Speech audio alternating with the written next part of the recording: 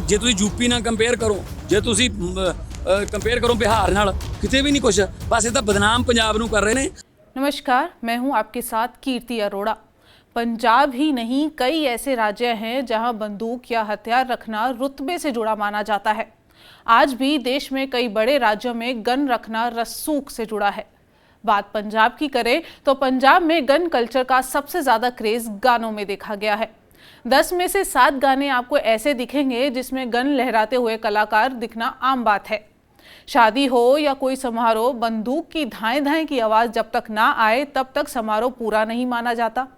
पंजाबी गानों के कारण गन कल्चर को युवाओं ने स्वैग की तरह लिया, लेकिन अब गन कल्चर पर पंजाब सरकार ने कड़ा रुख अपनाया है। पंजाब सरकार ने गानों में बंदूक का जिक्र करने पर अब रोक लगा दी है। इसके अलावा अगले 3 महीने तक किसी भी नई बंदूक के लाइसेंस जारी नहीं किए जाएंगे। पंजाब में गन और गाना का कनेक्शन काफी पुराना है। अब जाकर सरकार इस पर रोक लगाने की कोशिश कर रही है। गन कल्चर को सिलसिलेवार तरीके से बढ़ावा मिल रहा था, कभी जमींदारी तो कभी हल्का सिस्टम, और अब नए जमाने के गाने। पंजाब का गन कल्चर एक बार फिर सुर्खियों में है। पहले मशहूर सिंगर सिद्धू मूसेवाला, फिर शिवसेना के प्रदेश अध्यक्ष सुधीर सूरी की हत्या, और उसके बाद डेरा समर्थक प्रदीप कुमार की हत्या, जिसके कारण पंजाब में सुरक्षा का मुद्दा गर्मा गया और घिर गई पंजाब सरकार। विपक्ष ने सरकार को आड़े हाथों लिया और खासकर भगवंत मान पर आरोप मढ़ते हुए कह डाला कि मुख्यमंत्री को घूमने के अलावा काम ही नहीं है, पंजाब की ओर कैसे ध्यान देंगे।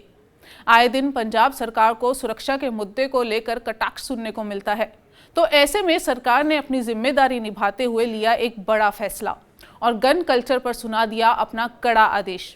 इस आदेश के कारण संभावना पूरी है कि पंजाबी गानों में एक मेन ऑब्जेक्ट अब गानों से गायब हो जाएगा, क्योंकि पंजाबी गानों को लेकर युवाओं में बहुत क्रेज है और अपने चहेते कलाकारों की तरह बनने की वो चाहत भी रखते हैं, जिसके चलते पंजाब में गन कल्चर खूब ट्रेंडिंग रहा। हाँ, पिछले दिन ही कुछ छोटिया मोटिया घटनावां होईयां ते जे तुसीं यूपी नाल कंपेयर करो, जे तुसीं कंपेयर करो बिहार नाल, किते भी नहीं कुछ, बस ये तो बदनाम पंजाब नूं कर रहे ने। असीं फिर भी प्रिकॉशनरी ਜਿਹੜੇ ਅਟੈਂਪਟਸ ਕਰ ਰਹੇ ਆ, ਐਫਰਟਸ ਕਰ ਰਹੇ ਆ ਕਿ ਜਿਹੜੇ ਪੁਰਾਣੇ ਹਥਿਆਰ ਨੇ ਉਹ ਕਿਹਦੇ ਕਹਿਣ ਤੇ ਬਣੇ, ਉਹਨਾਂ ਦੇ ਲਾਇਸੈਂਸ ਚੈੱਕ ਕਰਾਂਗੇ। ਜੇ ਕਿਸੇ ਤੇ ਕੋਈ ਕ੍ਰਿਮੀਨਲ ਰਿਕਾਰਡ ਹੈ ਉਹਦਾ ਲਾਇਸੈਂਸ ਕੈਂਸਲ ਕਰਾਂਗੇ। ਤੇ ਨਾਲ ਜਿਹੜੇ ਸ਼ਾਦੀਆਂ 'ਚ ਗੋਲੀਆਂ ਚੱਲਦੀਆਂ ਨੇ, ਬਹੁਤ ਸਾਰੇ ਦੁਰਘਟਨਾਵਾਂ ਹੋ ਜਾਂਦੀਆਂ ਨੇ। ਇਸ ਤੱਕ ਇੱਕ ਜਗ੍ਹਾ ਤੇ ਤਾਂ ਲਾੜੇ ਦੀ ਵੀ ਡੈਥ ਹੋ ਗਈ ਕਿ ਗੋਲੀ ਇਸ ਤਰ੍ਹਾਂ ਦੀ ਚੱਲੀ, ਕਦੇ ਆਰਕੈਸਟਰਾ ਵਾਲੀ ਕੋਈ ਕੁੜੀ ਦੀ ਡੈਥ ਹੋ ਗਈ, ਕਦੇ ਕਿਸੇ ਕਲਾਕਾਰ, ਉਹ ਗੋਲੀ ਆ ਉਹਦਾ ਰਿਫਲੈਕਟ ਹੋ ਕੇ ਪਤਾ ਨਹੀਂ ਕਿਹਦੇ ਵੱਜੂਗੀ। ਸੋ ਖੁਸ਼ੀਆਂ ਮਨਾਉਣ ਦੇ ਸਾਡੇ ਕੋਲ ਹੋਰ ਬਹੁਤ ਤਰੀਕੇ ਨੇ, ਅਸੀਂ ਉਹ ਵੀ ਕੀਤਾ ਕਿ ਨਾ ਕਰੋ ਇਹ ਗੱਲ। ਸੋ ਪਬਲਿਕ ਦੇ ਵਿੱਚ ਜਿਹੜੀਆਂ ਗੋਲੀਆਂ ਚਲਾਉਣੀਆਂ ਉਹ ਤੇ ਭੜਕਾਊ ਗਾਣੇ ਜਿਹੜੇ ਪ੍ਰਮੋਟ ਕਰਦੇ ਆ ਨਸ਼ਿਆਂ ਨੂੰ ਜਾਂ ਹਥਿਆਰਾਂ ਨੂੰ, ਉਹਨਾਂ ਗਾਣਿਆਂ ਤੋਂ ਵੀ ਅਸੀਂ ਸਿੰਗਰਾਂ ਨੂੰ ਇਹ ਕਹਿ ਰਹੇ ਹਾਂ ਕਿ ਗੁਰੇਜ਼ ਕਰੋ।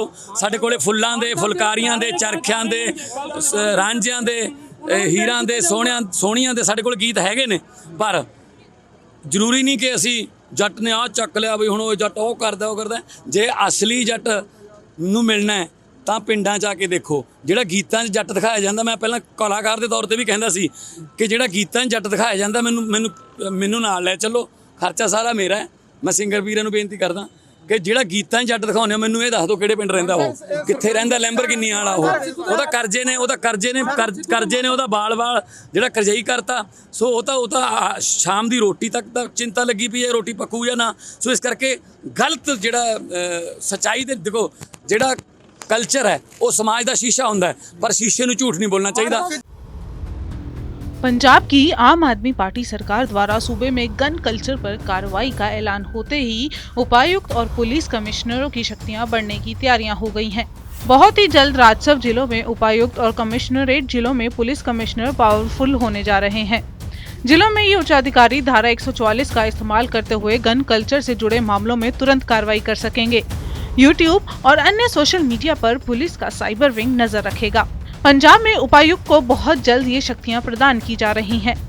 IG police headquarter Sukhchain Singh Gill ने बताया कि हालांकि पहले भी इस तरह के निर्देश जारी हुए हैं, लेकिन आदेश स्पष्ट न होने से कार्रवाई करने में दिक्कत होती थी। सरकार द्वारा जारी नए आदेश के तहत जिलों में पुलिस कमिश्नर और उपायुक्तों की धारा 144 के तहत सोशल मीडिया में गन के साथ फोटो डालने, गानों में इन कल्चर को प्रोत्साहित करने के मामले में FIR दर्ज करने की शक्तियां मिलेंगी, जिसको लेकर बहुत जल्द अधिसूचना जारी होगी।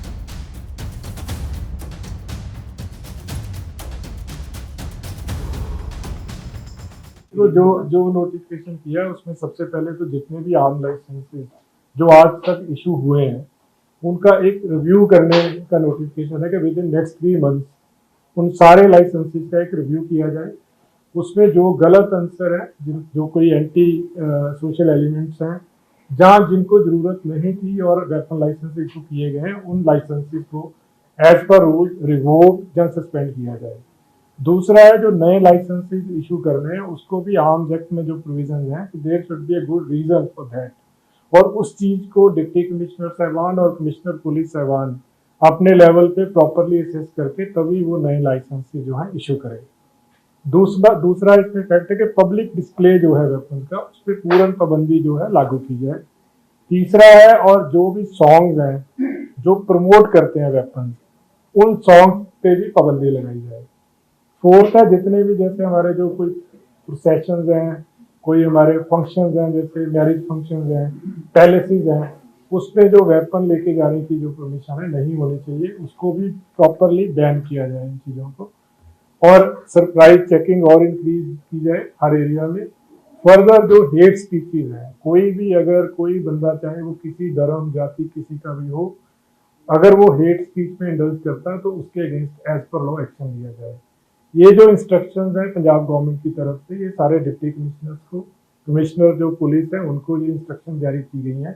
144 CRPC में दे हैव बीन टोल्ड कि उसमें एक ऑर्डर इशू किए जाएं और इन हदायतों को जो है वो लागू किया जाएगा। बहरहाल NCRB के पिछले 4 सालों की क्राइम रिपोर्ट की सूची देखें तो हरियाणा में पंजाब के मुकाबले से ज्यादा क्राइम केसेस दर्ज हैं। सर्वे रिपोर्ट की माने तो देश में पंजाब क्राइम के मामले में 15वें स्थान पर और जबकि हरियाणा सूची में 6ठे नंबर पर दर्ज है। NCRB के आंकड़ों की तुलना करें तो हरियाणा में औसतन केस 5.9 और पंजाब में औसतन केस 1.2 दर्ज किए गए हैं। आइए पिछले 4 सालों के आंकड़ों पर नजर डालते हैं। 2018 में हरियाणा में केसेस 2037 दर्ज किए गए, जबकि पंजाब में क्राइम रेट 437 था।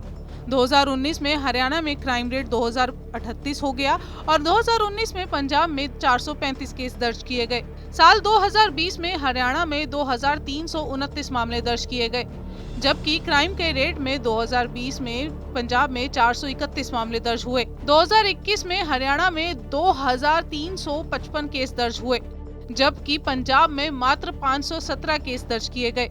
ऐसे में जोड़ा जाए तो पिछले 4 सालों में हरियाणा में कुल मिलाकर 8,759 केस दर्ज हुए हैं, जबकि पंजाब में 1,820 केस दर्ज किए गए। YouTube पर भी ऐसे कई हरियाणवी गाने आपको मिल जाएंगे जिसमें बंदूक और पिस्तौल के साथ गायक आसानी से नजर आ जाएंगे, लेकिन पंजाबी गानों को गन कल्चर फैलाने का दंश झेलना पड़ता है। दरअसल पंजाब में गन कल्चर पूरी तरह से हावी हो रहा था। पंजाब में गैंगस्टर भी बीते कुछ समय से बहुत ज़्यादा एक्टिव हो रहे थे। पंजाबी सिंगर तो दूर, इन गैंगस्टरों का सोशल मीडिया पर फॉलोइंग बढ़ती जा रही थी। ये गैंगस्टर सोशल मीडिया पर सरेआम धमकियां दे रहे थे, अपने गैंग के लिए नौकरियां निकाल रहे थे। आए दिन किसी न किसी व्यापारी को वसूली के लिए धमकाया जा रहा था। तो अब ऐसे में उम्मीद है कि पंजाब सरकार द्वारा लिए गए इस एक्शन का रिएक्शन पॉजिटिव होगा और पंजाब में क्राइम रेट कम होगा। अपने राज्य से जुड़ी हर खबर के लिए आप जुड़े रहिए TV9 पंजाब हिमाचल के साथ। नमस्कार।